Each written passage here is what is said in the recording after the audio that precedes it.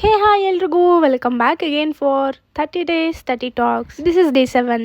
ಇವತ್ತು ನಾವು ಚಿಕ್ಕವರಿದ್ದಾಗ ನಾವು ದೊಡ್ಡವರಾದ್ಮೇಲೆ ಹೇಗಿರಬೇಕು ಅನ್ನೋ ಲೈಫ್ನ ಇಮ್ಯಾಜಿನೇಷನ್ ಮಾಡ್ತಾ ಇದ್ವಲ್ಲ, ಅದ್ರ ಬಗ್ಗೆ ಮಾತಾಡೋಣವಾ? ನೀವಿವಾಗ ನಿಮ್ಮ ಸ್ಕೂಲ್ ಡೇಸ್ನ ನೆನ್ಪು ಮಾಡ್ಕೊಳ್ಳಿ.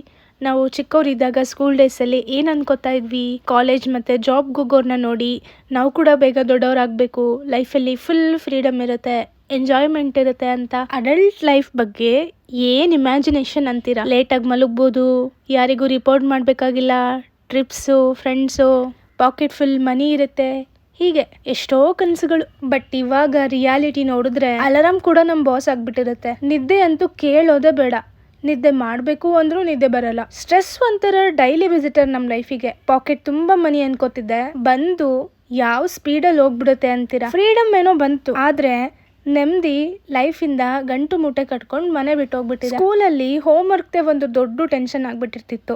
ನಾಳೆ ಟೀಚರ್ ಬೈದ್ರೆ, ಸ್ಕೂಲಿಂದ ಆಚೆ ಹಾಕ್ಬಿಟ್ರು ಅನ್ನೋ ಭಯ. ಇವಾಗ life it self home work ಆಗ್ಬಿಟ್ಟಿದೆ. ಅವಾಗ ಎಕ್ಸಾಮ್ ಟೈಮ್ ಟೇಬಲ್ ನೋಡಿ ತಲೆ ಕೆಟ್ಟೋದ್ರೆ, ಇವಾಗ EMI, ರೆಂಟು, ಕರೆಂಟ್ ಬಿಲ್ಲು ನೋಡಿ ಮಿನಿ ಹಾರ್ಟ್ ಅಟ್ಯಾಕ್ ಅನ್ಸ್ಬಿಡುತ್ತೆ. ಮೋಸ್ಟ್ ಫನ್ನಿ ಪಾರ್ಟ್ ಏನು ಗೊತ್ತಾ? ಆಗ ಟೈಮು ಬೇಜಾನಿತ್ತು, ಎನರ್ಜಿ ಓವರ್ಲೋಡ್ ಆಗಿತ್ತು, ಆದರೆ ದುಡ್ಡು ಮಾತ್ರ ಇರಲಿಲ್ಲ.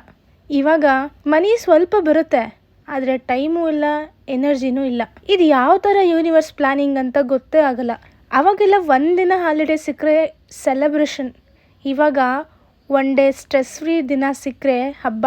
ಕಣ್ತುಂಬ ನಿದ್ದೆ ಬಂದರೆ ಅದೇ ಸ್ವರ್ಗ. ನಾವು ಫ್ರೀಡಮ್ ಸಿಗುತ್ತೆ ಅನ್ನೋ ಇಮ್ಯಾಜಿನೇಷನ್ನಲ್ಲೇ ದೊಡ್ಡವರಾಗ್ತಿದ್ರೆ, ಲೈಫ್ ಹೇಳಿದ್ದು ಫ್ರೀಡಮ್ಮಾ ಕೊಡ್ತೀನಿ, ಅದ್ರ ಜೊತೆ ಲೈಫ್ ಟೈಮ್ಗೆ ಆಗೋಷ್ಟು ರೆಸ್ಪಾನ್ಸಿಬಿಲಿಟಿನೂ ತಗೋ ಅಂತ. ಬಟ್ ಹಾನೆಸ್ಟ್ಲಿ ಹೇಳ್ತಿದ್ದೀನಿ, ಅಡಲ್ಟ್ ಲೈಫ್ ಒಂದೊಳ್ಳೆ ಲೆಸನ್ನ ಕಲಿಸ್ತು.